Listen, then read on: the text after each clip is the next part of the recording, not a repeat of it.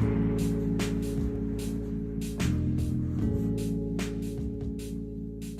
everyone, welcome back to our channel. Today I'll be making part 1 of my video series of how I got into the UCs. I got into UCLA and UC Berkeley, so I thought it would be a good idea to share some of my tips and tricks with you guys. And part 1 of this video series will be me reading out my UC essays, which I haven't looked at in almost half a year. So I will probably cringe at some point and I'll just talk you guys through as I go along.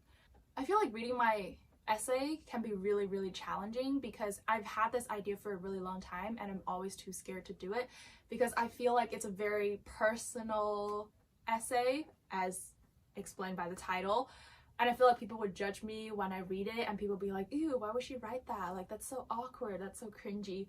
So please be respectful and I'll really appreciate it. Before I get started, I have a few things to say. Firstly, I don't know if you can hear it, but my sister is playing flute downstairs, so it can get a little bit loud from time to time. Secondly, I've heard of this idea saying that UCs don't value the essays as much as a lot of the East Coast, like Ivy League schools do. I don't know if this is true, but maybe consider it and take it with a grain of salt. In case you're wondering whether I chose UCLA or UC Berkeley, I actually chose neither of those schools. I chose USC in the end, University of Southern California. Also, I am planning on making more videos about my college experience, featuring how I got into USC, also how I got into Emory, and if you're interested in Canadian universities like UBC or University of Toronto, I have also gotten into both of these schools. So I'll be making more videos like these, and just let me know in the comment section if you have a specific topic that you would like me to cover. And with that said, let's get started. If my memory didn't fail me, I remember there were 8 prompts. This is a very Chinese 8. There were 8 prompts, and then you have to choose 4 out of the 8 to write about. And each one should be 250 to 350 words. So I'll be starting with the first prompt that I chose, which is describe an example of your leadership experience in which you have positively influenced others, helped resolve issues, or contributed to group efforts over time. So I'll be reading this in a slower speed because I just want more clarity. But you can definitely turn up the speed into like 1.25 or 1.5 if you think I'm speaking too slow or too fast. Like, just adjust your speed by yourself. Here it goes. In an old dorm room, wow, mysterious. Okay. 10 peers gathered beneath a glitching ceiling light and passionately argued about their business ideas. During the summer of 2019, I participated in SHAD Canada, a 4-week STEM and entrepreneurship program at Carleton University's campus. We were challenged to tackle the problem of reducing Canada's waste. In groups of 10, we needed to draft a 20-page business plan, create a physical model of a product, and present our idea to a panel of business leaders for feedback. I was voted to be the project manager. However, the challenge of leading an active group was that everyone was offering and persisting with their own ideas, resulting in a slow decision-making process. As such, I voluntarily adopted a moderating role and prepared an agenda for every team meeting. I initiated a voting process whenever discussions became repetitive, created a policy where only the person with the talking ball could speak, and brainstormed a third option that optimized the 2 opposing options. Finally, our team decided to create a beef box with an indicator embedded within a reusable plastic container, which changed color once the meat spoiled.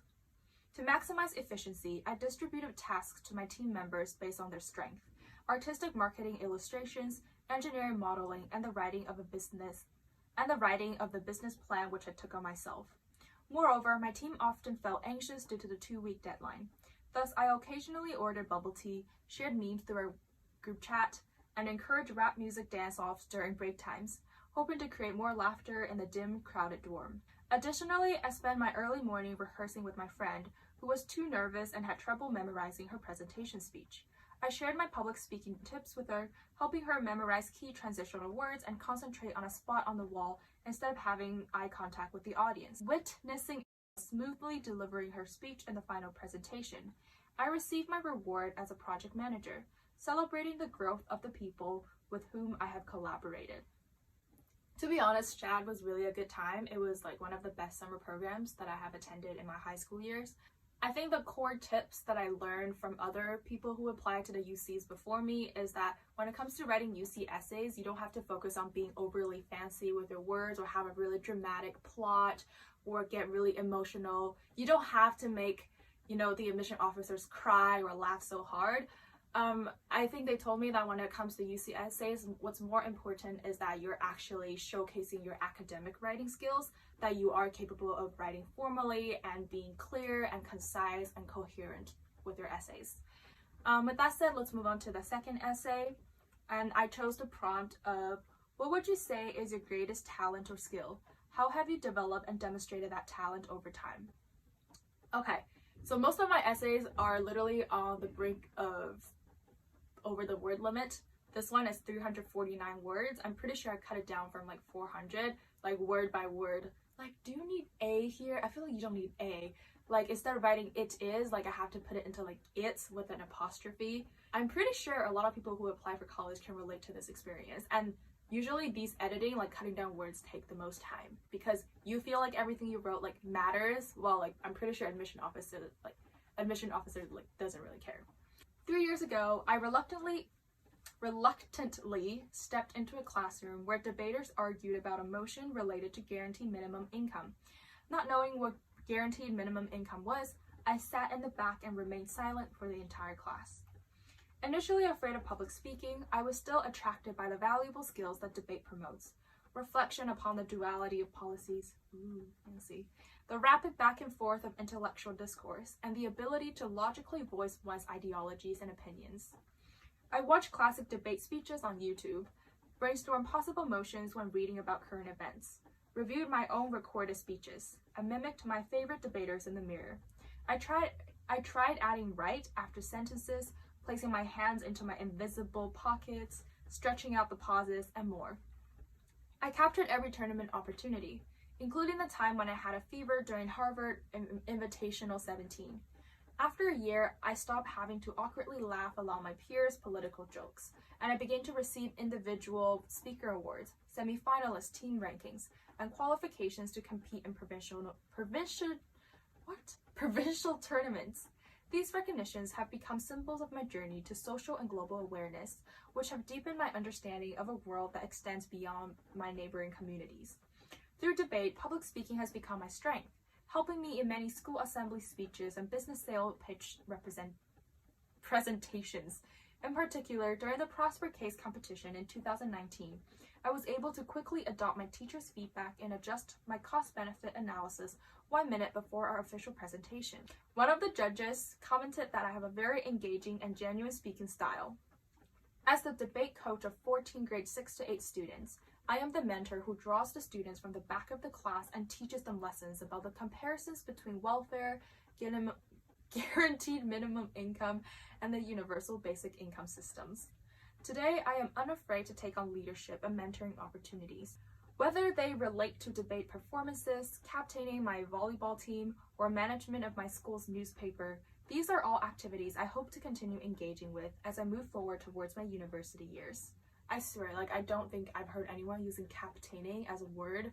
It is really like a verb, but then I had to use it because I was running out of words, like word count, but then it's just so awkward now I read it. The third prompt that I chose is, what have you done to make your school or your community a better place? Standing on the podium, I, the tournament director, welcomed over 100 debaters, 40 judges, and 50 volunteers.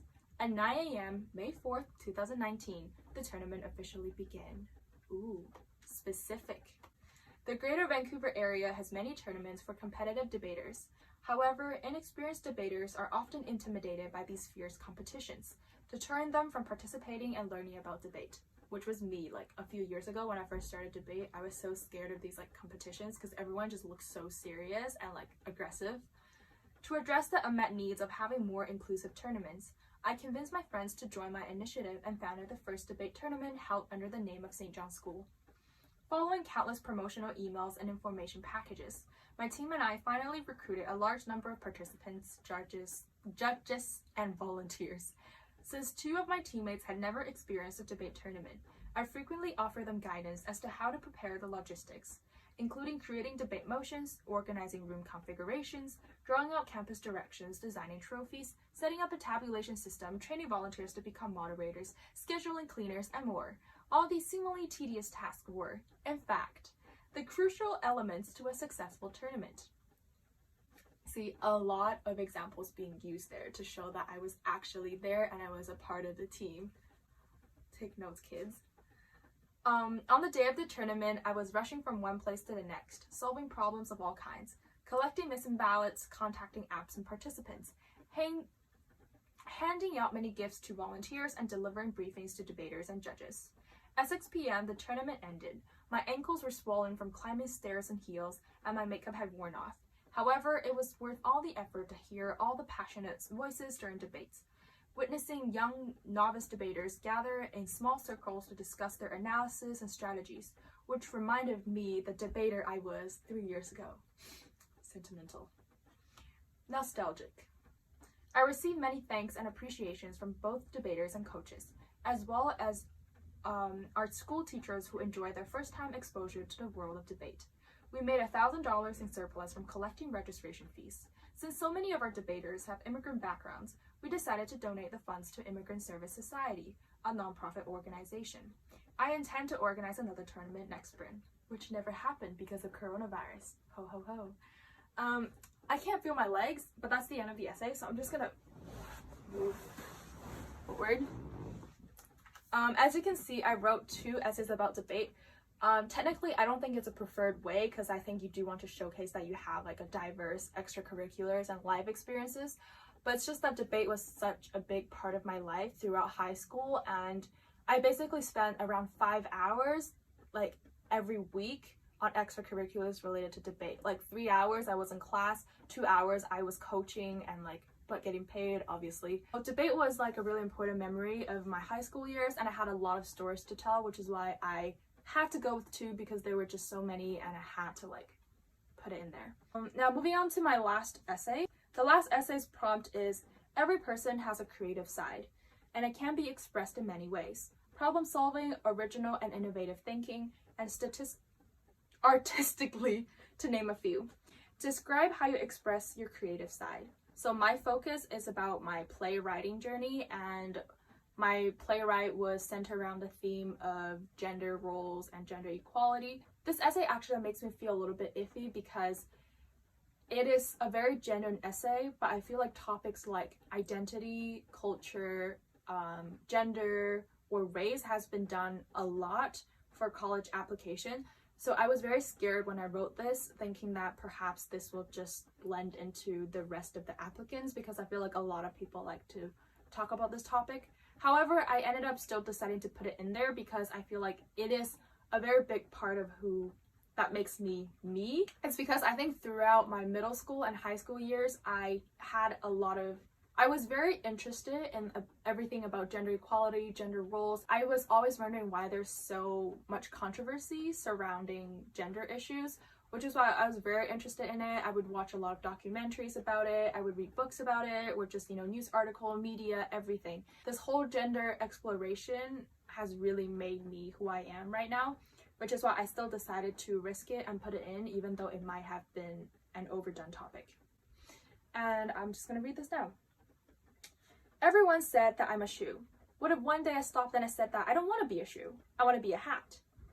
Rewatching the entire TV show Friends for the 8th time. Awesome show, guys.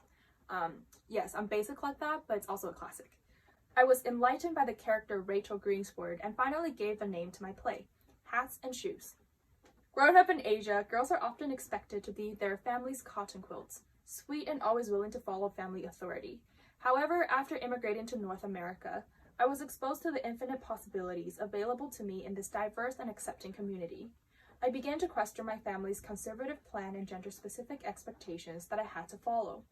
Due to my interest in theatrical arts, I wanted to write an authentic play and perform my own work to explore the subtle gendered messages in both Asian and North American cultures, while reflecting on my own journey to self-discovery.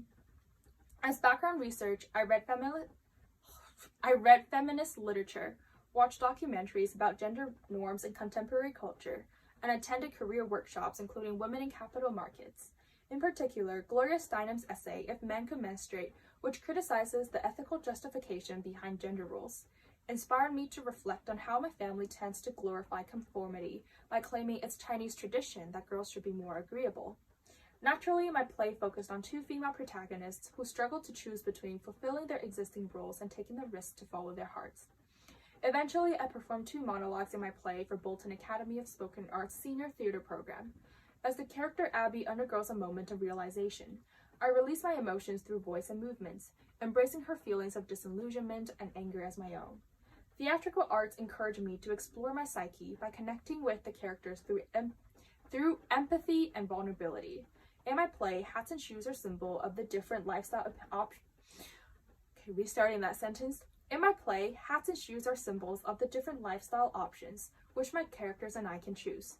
To enjoy one's dream shoes, one must overcome the fear of disappointing those individuals who choose to see them as hats.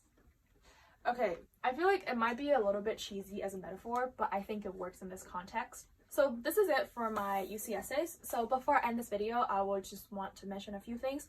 So something that I learned throughout my college essay writing process is that I feel like a lot of times when I was writing essay, I was a little bit anxious because I feel like I'm not funny enough or emotional or dramatic enough to make the admission officers like me. And I was scared that I'm always sounding too serious, too concise, or too simple in a lot of my essays. But guess what? It turned out just fine. And I got into UCLA, I got into UC Berkeley, I got into USC, Emory, just being me, writing in a very formal, serious tone, which is my style of writing when it comes to writing, and I love writing in a concise manner. So this is who I am. So I think when it comes to writing your college essay, I know that a lot of those sample essays that we read online, they're always so funny, they're so like heartfelt, and it just makes you want to laugh. And then you look back at your life and you're like, why don't I have any of that experience? Like, why don't I have any stories like that? But the truth is, maybe that's just not your style, because honestly, a lot of admission officers, they're not only looking at funny stories, or they're not only admitting students who have very emotional journey. They're also looking at students who are able to write academically, who are intellectual, who are able to show that they're critical thinkers through their essays. So I think by giving yourself that voice to show that you're capable of all of these things, show that you're intellectual, show that you're academic, you can still have a really good essay that admission officers really like, and you can still get into the universities that you want. So that was very serious for a second. This will mark the end of my video today. I hoped my essays can give you guys some sort of inspiration. I think it's always nice to hear another person's voice, so you have more inspirations, and it really helps to clarify who you are and if you like my writing style or not. And just please let me know in the comment section if you have any video requests or questions, and we'll see you next time. Bye!